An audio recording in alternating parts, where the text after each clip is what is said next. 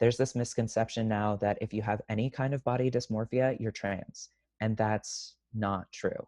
It's scary. While more and more detransitioners are coming forward with their stories on YouTube, more and more teens are coming out as transgender and going to gender clinics, getting on HRT, having top surgery, etc. And I actually think there is way more to this than simply having gender dysphoria. Important side note, because there are more and more people detransitioning, there are now doctors, psychologists, activists that are getting involved in this conversation. Here's what my friend Helen Joyce has to say about this whole. Once you change the idea of what it is to be a man or it is to be a woman, using the ideas that come out of queer theory and gender studies, you've just changed an awful lot of things besides. You end up with something that's entirely about identity and just has nothing to do with biology. And it's nothing to do with gender dysphoria anymore, you've sidelined that. And you've seen this incredible increase in the number of children who are identifying as trans. So if you look at England, which has a single clinic, a decade ago they saw about 100 children annually, and now that's 2,600. It's an incredible increase. And how those children are being treated, that's changing a lot too under pressure from activists. So what you're seeing now mostly is affirmation, no longer an attempt to try to unpack what it means for that child to say, I'm really of the opposite sex, or I feel inside that I'm of the opposite sex. Instead, you're just saying, yeah, you are. So a lot of people object to that. A lot of feminists object because they regard gender as basically being sex stereotypes. And you see a lot of parents objecting too because they're afraid that a child who might just be confused ends up becoming a lifelong medical patient. And the thing is that before they started this affirmation approach, all the studies showed that a child who identified as trans was not likely to continue to do so as an adult.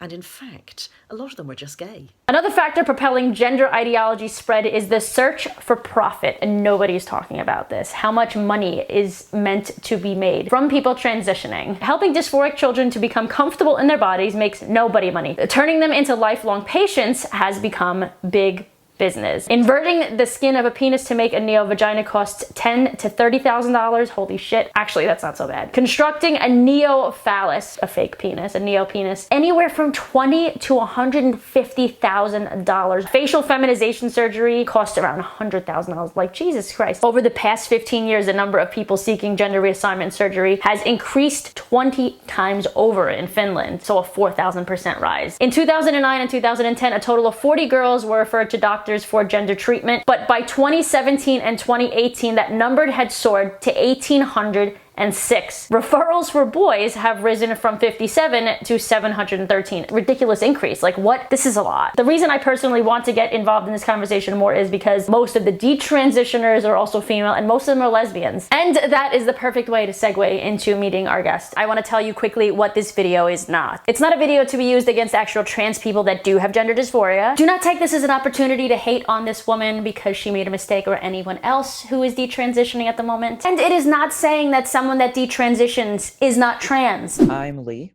I am a detransitioned woman. I transitioned when I was 24 and was on T for 6 years. I have had a double mastectomy and a total hysterectomy. And around 8 or 9 months ago, I decided to detransition and I went off T and went on estrogen, exogenous estrogen. And so basically, I've been just documenting my process of detransition and all of that stuff. I think you're one of the first people that's detransitioned that is public about it, that is Yeah. a little bit older, because most of these are kids. They're very Right. young lesbians, 18, 19, 20 years old.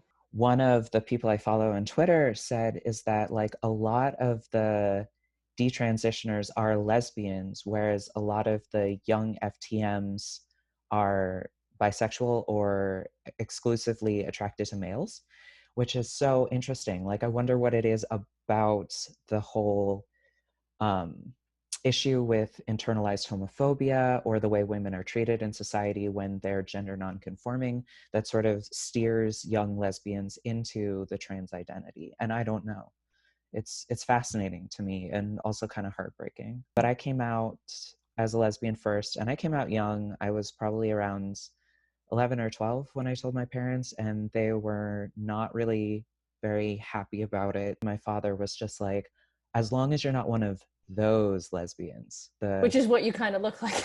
Yeah, exactly. That's what I ended up being. I ended up being one of those lesbians. Right. Actually, I do want to be careful, I don't want to appropriate a lesbian experience. I consider myself bisexual because I'm also attracted to trans men. He always made homophobic comments. I grew up with a lot of internalized homophobia and also butch phobia because I always gravitated towards masculine things. Always. I gravitated towards masculine clothing, towards masculine toys. I only really played with boys growing up. And I was very interested in, like the rough and tumble, roughhousing play, And so I already knew that I was going to be one of those women. And it was sort of terrifying to me to be something that was so universally like hated. Like transition was pretty great for me. The reason I decided to detransition is I sort of realized that I did it for the wrong reasons, but a lot, like I always wanted to be masculine. And a lot of the characteristics that I have now, yeah, I'm pretty much indistinguishable from like a lot of gay men, but at the same time, that's kind of what I wanted. I wanted to be a masculine female this whole time.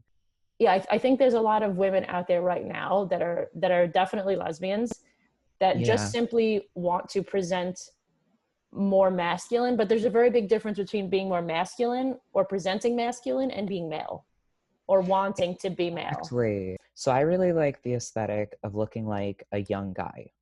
But the difference between like somebody who's trans and somebody who's just like a masculine woman in my book is trans boys turn into trans men. That's what testosterone does. Mm-hmm. Testosterone turns trans boys into men. And like I got to a point where I had like full facial hair and like a lot like and I don't mind body hair. I like it. But like I looked like a man, and that's when I sort of realized maybe this isn't right for me because like I wasn't a young guy anymore. I was like a man. But it took me a long time to sort of realize maybe I'm not supposed to be a man. I'm not, real trans men want to be men. Right. There's the difference, Right, you right. They know? want to grow up and pass as male their entire life. Yes, Yeah. exactly. And Yeah, be and I think fathers, be grandfathers, be, but there's so many masculine women out there that are mixing that up. You know, a yes. lot of them just like the aesthetic of being more androgynous, and Hmm. instead of changing, I don't know, like their hair or the way they dress or something, they're just going on testosterone. Like that's the easy way out. And it's like, girl, like it's Crazy. gonna change you into a man. It's not changing you into like Basically. what do they call it? A soft boy. It's like it Oh, will not yeah. do that. It will not do that. Do you think that the broadening of the term trans like has contributed to people like Yes. going I believe you have to have dysphoria to be trans, and I know people are going to come for me. They're going to say I'm a I believe that too. transphobic turf. No, But whatever. like, why would you change your body if you don't have dysphoria? Like, why would you do that to yourself? Because you're just going to end up with reverse dysphoria. And I actually also had an eating disorder, and I know people get offended by this, but I see a lot of parallels between anorexia There and are trans identities. because body dis it's yeah because It's body it's dysmorphia. body Yeah, dysmorphia and not gender dysphoria. Exactly. And I've had my friend exactly. Blake on, who's a trans guy, who spoke about that. There's so first of all, I think that's why the majority of people that are thinking they're trans are female, Yeah, because females are more yeah. likely to experience body dysmorphia. I think that so many, especially young girls, consider themselves non-binary because like well they don't have dysphoria but they're not like other girls, they don't like the same things that other girls like. A lot of these women, these young girls, will grow up to be gender non-conforming women and they'll be happy they never transitioned, they'll be happy they never got on HRT. Before we end, there's one thing that I want to say is Mm-hmm. that people think that being a cis woman means that you never have any kind of doubt about your gender, or being a cis, and there are cis women who do, like they just go through life and they're like, yeah, I'm a woman, like no big deal. Mm-hmm. But like especially if you're a butch lesbian, this Mm-hmm. is something that is so common that I have seen with so many of my friends. I hated my feminine traits, I hated my breasts, my vagina, I hated everything, getting my period. Like puberty sucks for everybody. And just because you have those thoughts of it would be better if I were a man, I should have been born a man, it'd be easier, it doesn't necessarily mean you're trans. It doesn't necessarily mean that you're not supposed to be a woman. Wait a little. take some time, like really go to therapy, think this through. Don't just immediately go to an informed consent clinic and get your parents to sign for hormones. It's not unusual to be a gender nonconforming female and to hate your female body. But yeah, you're sharing your detransition journey on your channel. So if people want to reach out to you, I'm going to have your links in the description, because I know there's a lot of kids that watch me, a lot of teenagers, a lot of young lesbians that are questioning if they have gender dysphoria or not, just because they're gender nonconforming. I regret some of it and not all of it. And I think that it was something I needed to do, but ultimately it's not the right identity for me. Interesting. And yeah, like I do wish that I could have come to terms with who I was before and made peace with that woman. That's tough. That's heavy. That's heavy, but in a good way. Thank you guys so much for watching this video, and thank you for being open to the conversation surrounding these controversial issues. If you enjoy these videos, please go and support me on Patreon. YouTube constantly demonetizes content like this, and you and I know that these are super important conversations to continue to have. Thank you to all these people who are already supporting me over there, and go and find out what the perks are. At least do that. Go and check them out. Subscribe, and I will see you guys back here in a few days with a brand new video. Until then, I love you. Love yourselves.